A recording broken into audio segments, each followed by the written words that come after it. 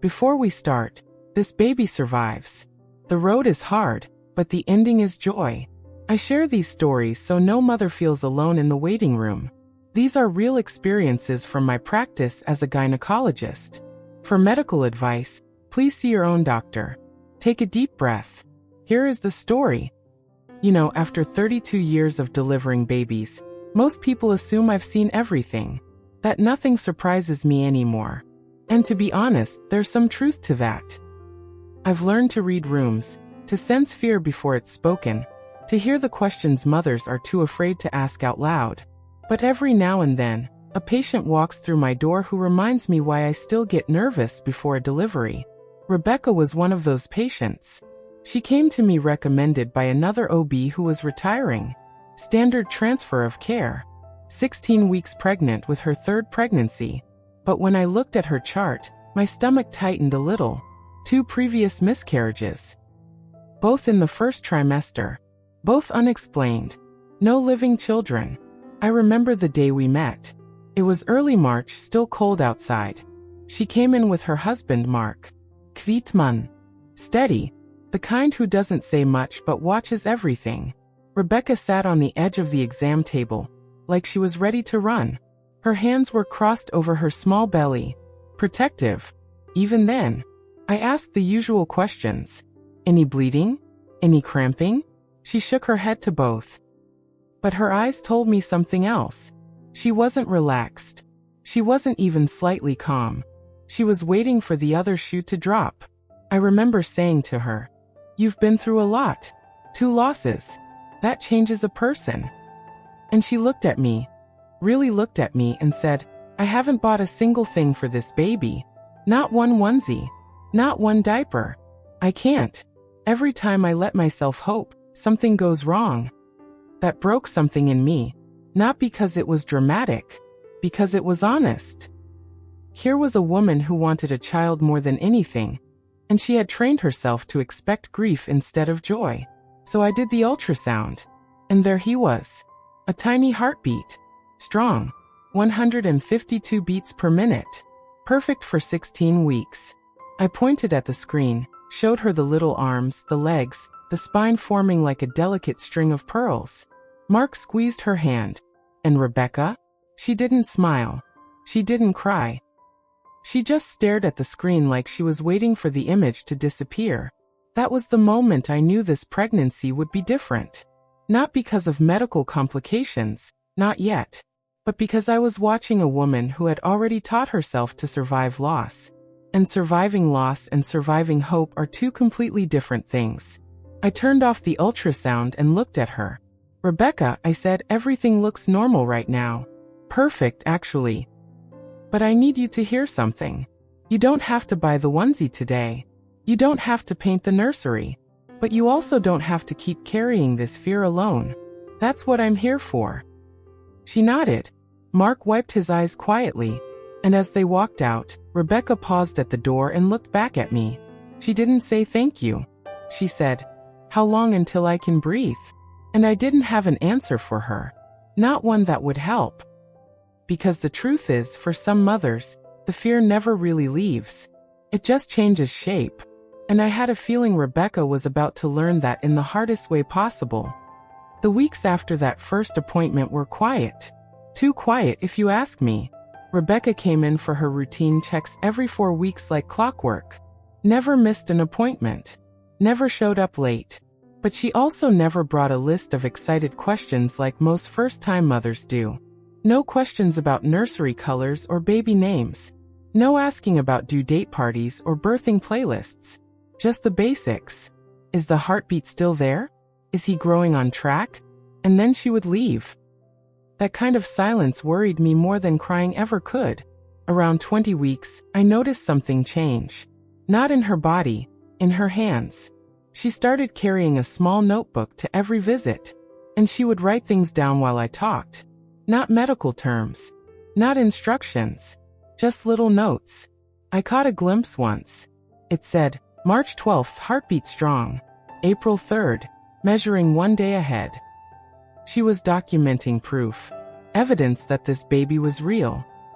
Because somewhere deep inside, I think she still expected someone to tell her it had all been a mistake. Mark came to almost every appointment. He sat in the corner chair, not the one next to her. I always found that interesting. He gave her space, but his eyes never left her face. He was watching for the same thing I was, the moment she might finally break. And then one day she did break. But not the way I expected. It was a Tuesday afternoon. She was 24 weeks. Viability week, we call it in medicine. The point where a baby could potentially survive outside the womb with intensive care. I had just finished the Doppler, listening to that beautiful, steady heartbeat. Everything was fine. More than fine. And then Rebecca looked at me and said, "I dreamed I lost him last night." Her voice was flat. No tears. Just a statement of fact. I sat down across from her. "Tell me about the dream." She shook her head. "It's always the same. I go to the bathroom and there's blood. Or I wake up and my belly is flat. Or I go for an ultrasound and they can't find a heartbeat. My brain just keeps replaying the first two losses over and over, like it's practicing for this one to end too." Mark finally stood up and walked over to her. He didn't say anything. He just put his hand on her shoulder. And for the first time, she leaned into him. I wanted to tell her that everything would be fine, that the statistics were on her side now. That most pregnancies that reach 24 weeks with a normal anatomy can go on to have healthy babies. But I've learned that statistics don't comfort women who have already been the exception twice. They just feel like lies wrapped in numbers. So instead, I said something I don't usually say to patients. I said, "You're not practicing for loss, Rebecca. You're surviving it in real time. And the fact that you're still showing up, still letting me check that heartbeat, still writing those little notes in your notebook, that's not fear. That's courage, even if it doesn't feel like it." Her chin trembled, just for a second. And then she packed her bag, took Mark's hand and walked out. But she left the notebook on the chair. I found it after they were gone. And I almost cried when I saw what she had written that day. June 12th, 24 weeks. Viability Day. He's still here. That's when I knew Rebecca wasn't just waiting for disaster anymore. She was learning to hope in tiny, terrified increments. And sometimes, that's the only way hope works at all. The anatomy scan at 20 weeks had gone beautifully. I still remember the relief in Rebecca's eyes when I measured each organ, each bone, each tiny finger and toe. The heart had 4 chambers. The brain had normal structure. The spine was closed. And the baby, a boy, she had decided she wanted to know, was measuring exactly where he should be. Not ahead. Not behind. Right on track. For about 2 weeks after that appointment, something shifted in Rebecca. She stopped arriving 20 minutes early to every visit. She stopped flinching when I touched her belly with the Doppler. She even smiled once when I told her the baby was head down and kicking strong. Mark noticed too. He pulled me aside in the hallway after that appointment and said, "She ordered something online last night. A blanket." She didn't even tell me. I found the confirmation email. That might sound small to someone who hasn't walked through loss. But for couples like Mark and Rebecca, ordering a baby blanket is a declaration of faith. It's saying out loud, "I believe I will bring this child home." And for 2 weeks, that belief held. I remember the day she came in wearing a different kind of expression. Not fear. Not hope exactly either. Something in between. She sat down and before I could say anything, she pulled a small white onesie out of her purse. It had little gray elephants on it. She held it up and said, "I bought this 3 days ago. I've kept it in my car because I'm too scared to take it inside the house. Is that crazy?" I told her it wasn't crazy at all. It was human. She laughed, actually laughed, and said, "Mark wants to start painting the nursery next weekend. A very light gray. Nothing too committed, he says. Just in case." She paused and looked down at her belly. "But I already picked out the crib online. I haven't bought it. I just look at it sometimes." Is that pathetic? I shook my head. That's not pathetic, Rebecca. That's a mother who loves her child enough to be terrified of losing him. There's nothing pathetic about that. She nodded and put the onesie back in her purse carefully, like it was made of glass. And then she asked me something I wasn't expecting. She asked, "What's the worst thing that can still go wrong?" Most doctors would dodge that question. Give a reassuring answer. Say something like, "Let's focus on the positive." But I've never believed in lying to mothers just to make them comfortable. So I told her the truth. I told her about preterm labor, about preeclampsia, about placental abruption and cord accidents, and a dozen other things that can still happen after a perfect anatomy scan. I watched her face as I said each word, and then I said, "But here's what I also know. You are at 22 weeks. Every single day this baby stays inside you, his chances get better. Today they're good. Next week they'll be better. The week after that, even better. You don't have to stop being scared. But you also don't have to let the fear steal the good days. And today Rebecca is a good day." She didn't cry. She didn't thank me. She just nodded slowly, put her hand on her belly, and said, "Okay, one good day. I can do one good day." She walked out carrying that onesie in her purse. And for the first time, I thought maybe, just maybe, she was going to make it. But I've been a doctor long enough to know that good days don't always last. It happened at 28 weeks. Exactly on the dot. I remember because Rebecca had just left my office the day before with normal blood pressure and perfect urine dipstick. She was glowing. Not in the poetic pregnant woman way. In the actual way. Her skin looked different. Her eyes looked different. She had even started using the baby's name. They were going to call him Lucas. Luke for short. She told me that while laughing about how Mark had already started reading bedtime stories to her belly. 24 hours later, my nurse paged me at home.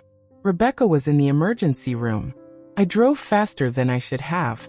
When I got there, she was sitting on a stretcher with the most terrifying expression I've ever seen on a mother's face. Not panic. Not pain. Something worse. Resignation. Like she had known this moment was coming all along and had finally stopped fighting it.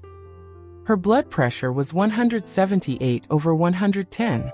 Dangerous territory. Her hands were so swollen she couldn't make a fist. Her face was puffy in a way that had nothing to do with pregnancy weight. And when I pressed on her ankles, the indentation stayed for nearly 30 seconds. That's not normal. That's fluid overload. That's her body screaming for help. I ordered labs immediately. While we waited for results, I sat next to her and held her hand. She didn't squeeze back. She just stared at the ceiling and said, "I knew it. I knew something would go wrong. I shouldn't have bought that onesie. I shouldn't have picked out the crib. I jinxed it." I told her that wasn't true. That preeclampsia doesn't care about onesies or cribs, or how much a mother loves her baby. It's a biological process. An inflammatory response. A malfunction of the placenta. Nothing she did caused it, and nothing she could have done would have prevented it. The labs came back an hour later. Protein in her urine. Elevated liver enzymes. Low platelet count. The triad of severe preeclampsia at 28 weeks. I sat down with her and Mark in a small consultation room and explained what this meant. "You have two options," I said. Option 1 is hospitalization. Strict bed rest. Blood pressure medication. Frequent monitoring of you and the baby. We try to keep him inside as long as possible, ideally until 34 weeks. Option 2 is delivery now. But at 28 weeks, Lucas would need extensive NICU time. He would likely survive, but it would be a long, hard road. Rebecca didn't hesitate. "How long can I give him if we choose option 1? I was honest. Days. Maybe weeks. Maybe less if your organs start failing. Preeclampsia is unpredictable. Some women stabilize for weeks. Others crash within hours. I can't promise you anything." She looked at Mark. He nodded. Then she looked back at me and said, "Then we fight. Day by day." That's what you told me to do, right? One good day at a time. I admitted her that night. Started her on magnesium sulfate to prevent seizures. Gave her the first dose of blood pressure medication. Watched the monitors track Lucas's heartbeat. Still strong, still reactive, still fighting right alongside his mother. But as I walked out of her room at midnight, I knew something Rebecca didn't know yet. Severe early onset preeclampsia rarely follows the rules. It doesn't care about plans or promises, or how hard a mother is willing to fight. And in her case, the clock was already ticking faster than any of us realized. If stories like this touch your heart, and you want to hear more real pregnancy journeys, don't forget to support this channel, so we can keep sharing these moments that remind us how fragile and fierce life truly is. The first week of bed rest was brutal, not because of the medical interventions, though those were hard enough. Twice daily blood draws, fetal monitoring every 4 hours, blood pressure checks every hour, even through the night, magnesium sulfate running through her veins, making her feel hot and nauseous and disconnected from her own body. No, the hardest part wasn't any of that. The hardest part was the sound. Rebecca's room was at the end of the maternity ward hallway. And that hallway echoed. All day and all night, she could hear them. The cries of healthy newborns being wheeled past her door. The laughter of families meeting their latest member. The squeak of visitors' shoes rushing in with balloons and flowers. She told me later that she started keeping her door closed just to muffle the sounds. But even then, she could still hear them. Those happy cries. The ones she was terrified she would never hear from her own son. I visited her every morning before my first scheduled C-section, usually around 6 a.m. She was always awake, always staring at the ceiling. The breakfast tray would be untouched on her bedside table. Mark slept on a pull-out chair that looked painfully uncomfortable, but he never complained. He just held her hand through the night and prayed. On day 4, her blood pressure started creeping up again despite the medication. We adjusted the doses, added a second drug, watched her kidneys like hawks. The fetus, Lucas, was still looking good on the monitors. Active heart rate, practicing breathing movements, even a few kicks that Rebecca could feel despite the magnesium dulling her senses. But I could see something changing in her. Not physically, emotionally. She stopped asking me questions, stopped looking at the monitors when I came in. She just lay there, hour after hour, listening to those newborn cries float under her door. On day 6, I found her crying. Not sobbing, just silent tears running down her cheeks while Mark slept next to her. I pulled up a chair and sat down without saying anything. Sometimes that's what women need. Not answers, not reassurance. Just someone willing to sit in the darkness with them. After about 5 minutes, she whispered, "There's a woman 2 doors down. She had her baby yesterday. A girl. I can hear her feeding her in the middle of the night. The baby makes these little sucking sounds. And I keep thinking, what if Lucas never gets to make those sounds? What if my body fails him before he's ready?" I wanted to tell her that wasn't going to happen, but I couldn't. Because the truth was her body was failing. Her liver enzymes were climbing. Her platelets were dropping. The placenta that was supposed to nourish her son was slowly poisoning her instead. And at 29 weeks and 3 days, every hour we bought was borrowed time. Instead, I said, "You're doing something incredibly hard, Rebecca. You're holding on for him even though you're exhausted. That's not failing. That's the most powerful thing a mother can do." She closed her eyes and whispered, "I just want to hear him cry. Just once. That's all I want." I didn't tell her that sometimes, even when babies are born alive, they don't cry right away. That silence in the delivery room is every doctor's worst nightmare. That some cries come late, or not at all. I just held her hand and hoped we wouldn't have to find out. It happened on a Sunday morning. I wasn't on call, but my phone rang at 6:15. The night resident's voice was tight. "Dr. Eleanor, you need to come in. Rebecca's liver enzymes just tripled overnight. Platelets are down to 80. And there's a new finding on the ultrasound. Reverse end-diastolic flow in the umbilical artery." I was already out of bed before she finished the sentence. Reverse flow means the placenta is failing so badly that blood isn't just moving slowly to the baby. It's moving backward. That's the placenta waving a white flag. That's the baby's body saying, "I can't do this anymore." I made it to the hospital in 20 minutes. When I walked into Rebecca's room, I knew immediately that something had shifted.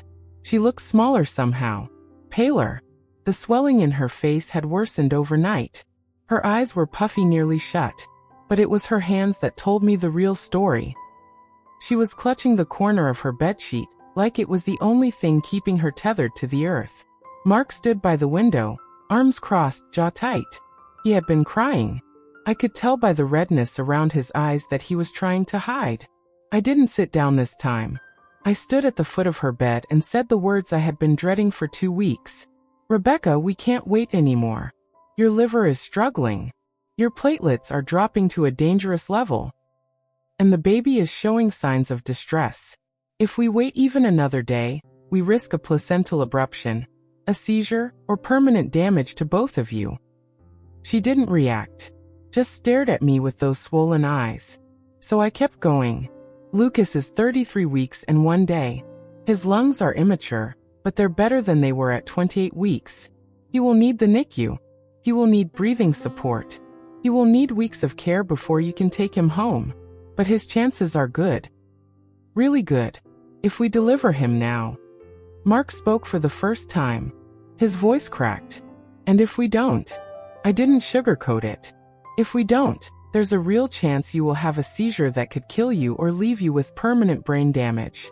And there's a real chance Lucas won't survive another 48 hours inside a failing placenta. I'm sorry. I wish I had better options to give you. But this is the moment. We deliver today, or we risk losing everything. Rebecca closed her eyes. For 1 full minute, no one spoke. The only sound was the rhythmic beep of the fetal monitor. Lucas's heartbeat. Still there. Still fighting. Then she opened her eyes and looked at her husband. She didn't ask him what to do. She told him, I need him to live, Mark. Even if I'm not okay. Even if I can't hold him right away. He needs to live. Mark walked to her bedside, took her swollen hand, and nodded at me. Schedule the C-section. Rebecca looked at me then. Really looked at me. And she said something I will never forget. You stay with him, Dr. Eleanor. When they pull him out, you stay with my son. Don't let him be alone. I promised her. And I meant it. But as I walked out to call the operating room, I couldn't stop thinking about the statistics. 33-week preemies cry about 70% of the time at birth. That wasn't bad odds. But Rebecca had never been lucky with odds. And something in my gut told me that Lucas's entrance into this world wasn't going to be loud or easy. I just didn't know how right I was. The operating room was cold. It always is. But that morning, it felt colder than usual. The kind of cold that seeps into your bones and stays there. I scrubbed in slowly, methodically, giving myself those extra few minutes to breathe. Mark wasn't allowed inside. Emergency C-sections for severe preeclampsia are unpredictable, and we needed the room clear in case Rebecca started seizing or hemorrhaging. He was waiting in a small family room down the hall, alone. I thought about him sitting there, staring at the same 4 walls, probably praying harder than he'd ever prayed in his life. Rebecca was already on the table when I walked in. The anesthesiologist had placed the spinal block, and she was numb from the chest down. A blue surgical drape hung between her face and the rest of her body. She couldn't see what we were doing, and honestly, that was a blessing. Some things are better left unseen. Her eyes found mine the moment I entered. She was shaking. Not from the cold. From fear. I could see her teeth chattering, her lips trembling. The nurse had placed warm blankets over her upper body, but nothing could warm the terror she was carrying. I stood beside her head and said, I'm right here. I'm not leaving. And as soon as Lucas is out, I'm going with him to the resuscitation table. Just like I promised. She grabbed my wrist. Her grip was surprisingly strong for someone so sick. What if he doesn't cry? What do I do if it's silent? I could have lied. Could have told her that everything would be fine, that the odds were in their favor. But I had promised myself years ago that I would never lie to a mother in the delivery room. So I told her the truth. Then we work. We stimulate him. We give him oxygen.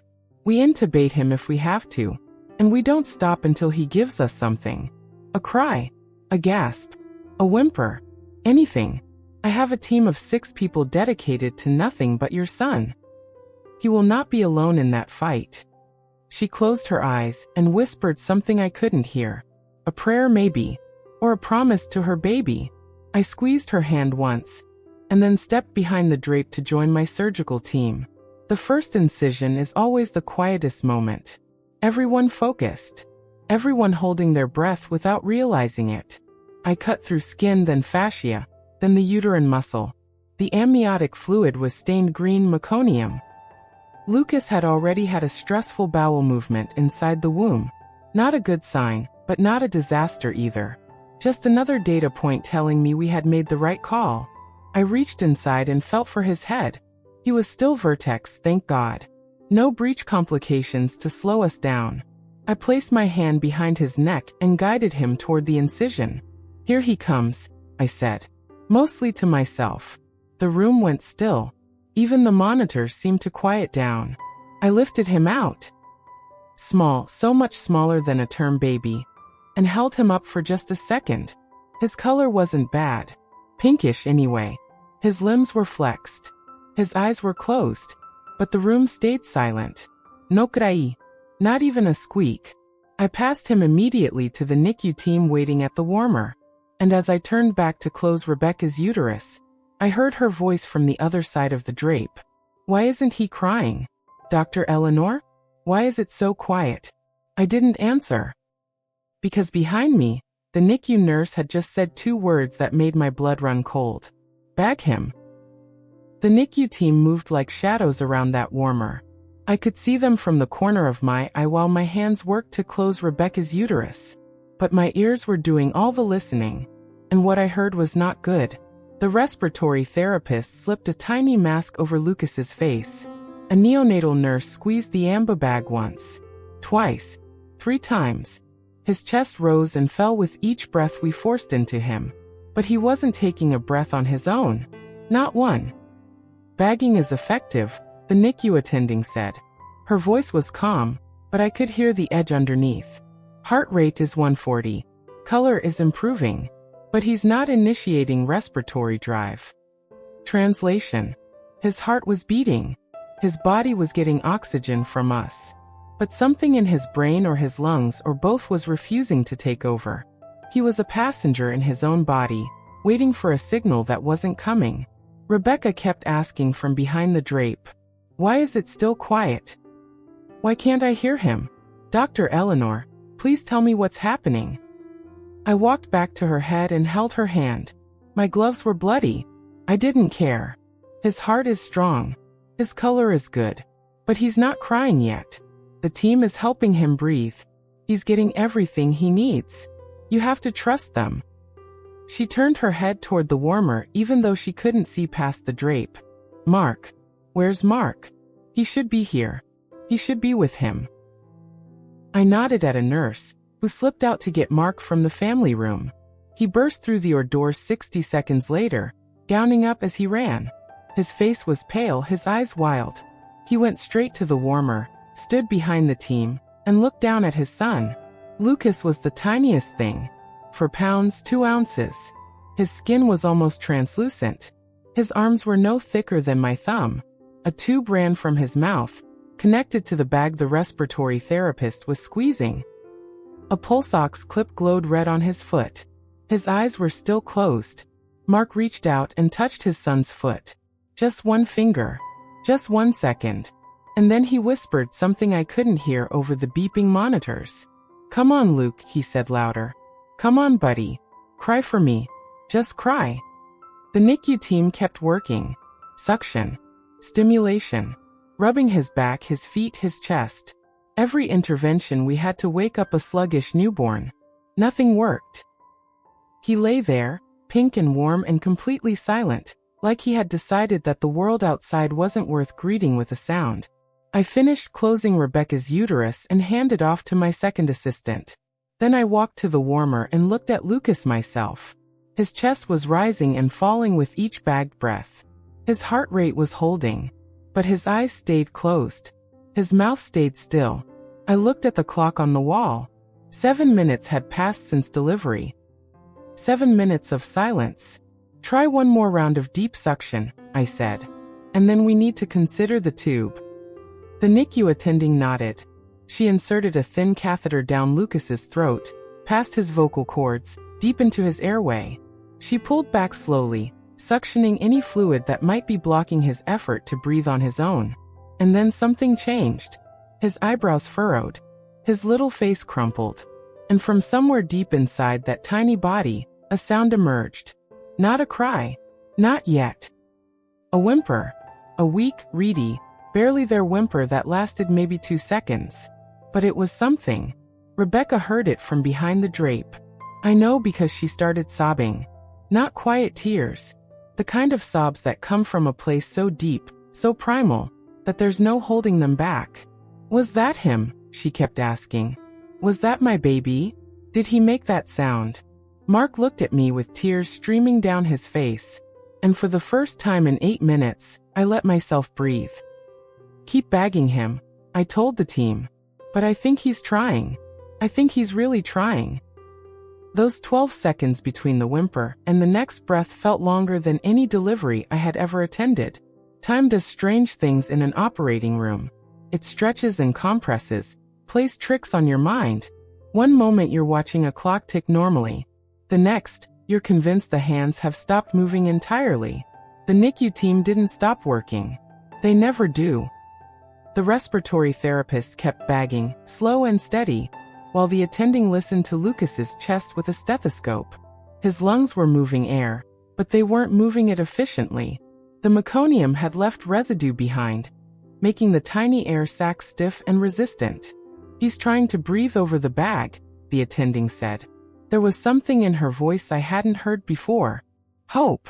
Cautious, clinical hope, but hope nonetheless. I feel diaphragmatic effort. He's fighting us a little. Fighting us. That was the best thing she could have said. A baby who fights is a baby who wants to live. I looked at Lucas's face again. His eyebrows were still furrowed. That tiny crease between them that every newborn gets when they're working hard. His mouth opened and closed like a fish gasping for water. And then his chest moved. Not because of the bag. Because of him. A shallow, ragged attempt at a breath. His own breath. The attending pulled the bag away for just a second to see what he would do. Silence. 1 second. 2 seconds. 3. Then another breath. Weak. Shallow. Barely moving his ribs. But it was his. Completely his. He's doing it, the respiratory therapist whispered. He's actually doing it. The attending put the bag back, not because he needed it anymore, but because we wanted to give him support while he figured out this whole breathing thing on his own. We reduced the pressure. Let him lead. Followed his rhythm instead of forcing ours. Mark hadn't moved from the warmer. His finger was still on Lucas's foot, that single point of contact between father and son. I watched his lips move in what looked like a prayer. Or maybe he was just counting breaths like the rest of us. Rebecca's sobs had quieted to soft hiccups behind the drape. She couldn't see what we were seeing, but she could hear the change in our voices. The tension had shifted. We weren't panicked anymore. We were watching. Waiting. Guardedly optimistic in a way that only medical professionals can be when they've seen too many miracles turn to tragedy. Then Lucas did something that broke all of us. He opened his eyes. Just one eye at first. The left one, squinting against the bright lights of the warmer. Then the right. His gaze wandered unfocused across the faces hovering above him. He didn't see anything yet. His vision at 33 weeks was still developing, still blurry. But he was looking. He was present. He was here. And then he cried. Not a full cry. Not the lusty wail of a term baby taking his first breath. It was thin and high-pitched, almost like a kitten. Reedy and weak and absolutely the most beautiful sound that, or had ever heard. 3 seconds. That's how long that first cry lasted. 3 seconds of proof that his lungs worked. That his brain had finally sent the signal. That he had decided to join us after all. Mark collapsed against the warmer. The NICU team stepped back just enough to give him space. And I stood there in my bloody gloves, watching this tiny, fragile, impossible baby boy cry his weak little cry. And I thought about everything Rebecca had survived to get to this moment. The 2 miscarriages. The weeks of waiting for disaster. The preeclampsia that tried to kill her. The hospital walls that closed in around her. The silence that followed his birth. And now this. A cry. Late. Weak. But real. I walked back to Rebecca and pulled the drape down just enough so she could see my face. He cried. I told her. It wasn't loud. It wasn't long. But he cried. Your son cried. She looked at me with eyes that had seen too much loss, too much fear. Too many moments where hope felt like a lie. And she smiled. The first real smile I had ever seen on her face. Take me to him, she said. As soon as you can. I need him to know my voice. I promised her I would. And I meant it. 24 hours. That's how long it took before Rebecca could see her son. 24 hours of magnesium sulfate running through her veins, making her feel like her skin was on fire. 24 hours of blood pressure checks every hour, of liver function tests, of watching her platelets slowly climb back to something resembling normal. 24 hours of lying in her hospital bed, staring at the ceiling, replaying those 12 seconds of silence over and over in her head. I checked on her that morning. The swelling in her face had gone down significantly. Her color was better. Her blood pressure was still high but controlled with medication. She was stable enough to be wheeled to the NICU. Mark had already spent most of the night there, sitting beside Lucas's incubator, reading aloud from a dog-eared copy of The Hobbit. He told me later that he didn't care if the baby could hear him. He needed to hear his own voice saying something other than "Please don't die." The NICU at our hospital is on the 3rd floor. The elevator ride takes about 45 seconds. Rebecca spent that whole time gripping the armrests of her wheelchair, her knuckles white, her breath shallow. The nurse pushing her kept glancing at me, unsure if she should say something comforting. I shook my head slightly. Some journeys have to be walked in silence. The NICU doors opened with a soft whoosh. And then Rebecca heard it. Not Lucas. Other babies. The NICU is never quiet. Alarms beep, ventilators hiss, monitors sing their electronic songs. But underneath all that machinery, there are always sounds. Whimpers. Grizzles. The occasional full-throated cry from a baby strong enough to protest his circumstances. Rebecca froze. Her eyes swept across the room, taking in the rows of incubators, the tangle of wires and tubes, the parents slumped in chairs with exhaustion carved into their faces. She was looking for one tiny face in particular. I pointed toward the far corner. 3rd row. 2nd from the left. He's under the warmer, not in an incubator. That's a good sign. Means his temperature is stable enough without one. The nurse pushed her forward. Each foot brought her closer to the baby, who had almost killed her. Each foot brought her closer to the baby she would have died for. And then she saw him. Lucas was smaller than she remembered. Or maybe she had never really seen him at all, just felt him inside her for all those weeks. He lay on his back under the radiant warmer, dressed only in a tiny diaper. A nasal cannula rested against his face, delivering a gentle stream of oxygen. Sensors taped to his chest tracked his heart rate and breathing. And 4 lines snaked into a vein in his hand, delivering fluids and antibiotics. He was sleeping. His tiny chest rose and fell in an irregular rhythm. His arms were splayed out to the sides, newborn reflexes still clumsy and uncoordinated. A white knit cap covered his head, and his skin had lost that translucent quality I had seen in the OR. He looked pinker now, healthier, more like a real baby and less like a miracle that might disappear. Rebecca reached toward the incubator, but stopped inches from the porthole. She looked at me uncertain. Can I? Am I allowed? I nodded. Wash your hands first. Then you can reach through the porthole and touch him. He needs your touch, Rebecca. He's been listening to machines for 24 hours. He needs to know what his mother feels like. A nurse guided her through the hand-washing protocol. 3 minutes of scrubbing, longer than any surgical scrub I'd ever done. Rebecca didn't complain. She just scrubbed, watching her son through the glass, memorizing every detail. When she was done, she stood beside the incubator. Mark appeared from somewhere, moving to her side. He put his arm around her waist and held her steady. Rebecca opened the porthole. She hesitated for just a second, and then she reached inside. Her finger touched his palm. Just that. One finger against one tiny hand. And Lucas, sleeping Lucas who hadn't stirred for anyone in 24 hours, curled his fingers around hers. Not a reflex. Not a random spasm. A grip. A hold. A response. Rebecca made a sound I had never heard from her before. Not a sob. Not a laugh. Something in between. Something that sounded like a door finally opening after being locked for years. "Hi, baby," she whispered. "Mommy's here.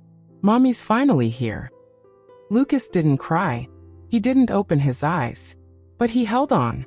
And for that single moment in the middle of a NICU full of fragile babies and exhausted parents, nothing else existed except a mother and her son finally touching for the first time. I stepped back to give them privacy. But I stayed close enough to hear what she said next.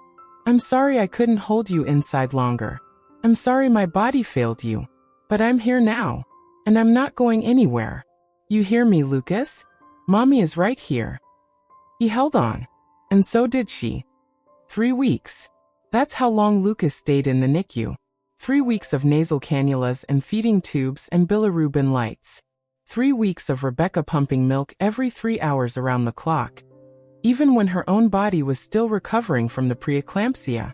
3 weeks of Mark sleeping in a vinyl chair that left permanent creases on his face. 3 weeks of watching other babies come and go while their own son fought for every ounce, every breath, every milestone. I visited them almost every day, not because I had to, because I needed to see it. The slow, painful, beautiful process of a mother learning to trust that her baby would stay. In the first week, Rebecca barely slept. She sat beside Lucas's incubator for hours, her hand through the porthole, her finger in his palm. She talked to him constantly. About the weather. About the nursery Mark had finally finished painting. About the onesie with the gray elephants that she had brought from home and hung on the side of his bed like a tiny flag of hope.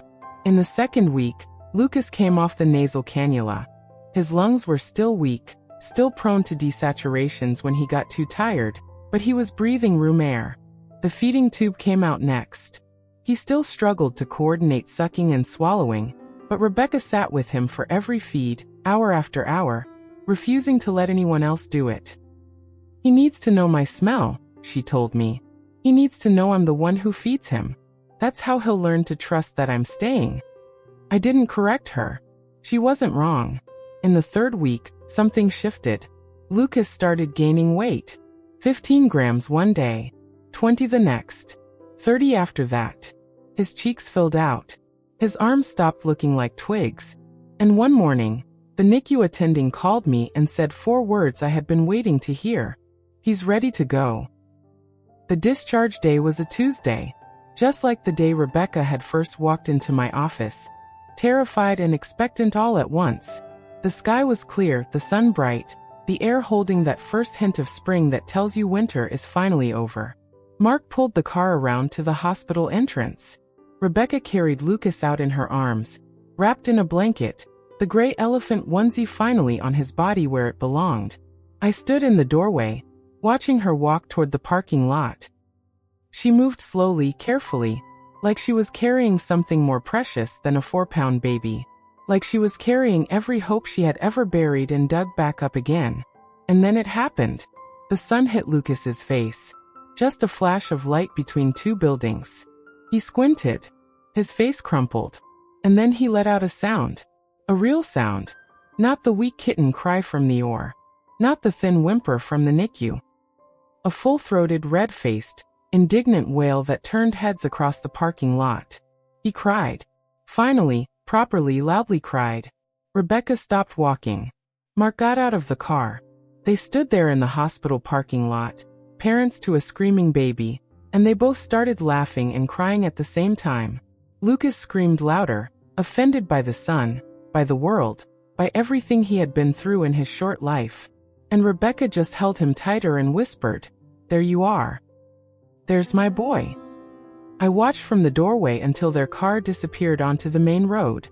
Then I went back inside to wash my hands and see my next patient. Because that's what we do. We witness miracles. And then we get back to work. I've been doing this for 32 years. I've seen babies born blue and babies born silent. I've held mothers while they screamed and fathers while they prayed. And I've learned that a cry isn't always the first sign of life. Sometimes life announces itself quietly. A heartbeat on a monitor. A finger curling around a mother's hand. A whimper in an operating room when everyone was holding their breath. Rebecca taught me that hope doesn't have to be loud to be real. It can be a onesie hidden in a purse. A notebook full of dates. A mother who shows up even when she's terrified. The cry came late for Lucas. But it came. And that's what I want every mother to remember. Your story doesn't have to look like anyone else's. It just has to end with you holding your baby. Everything else is just noise.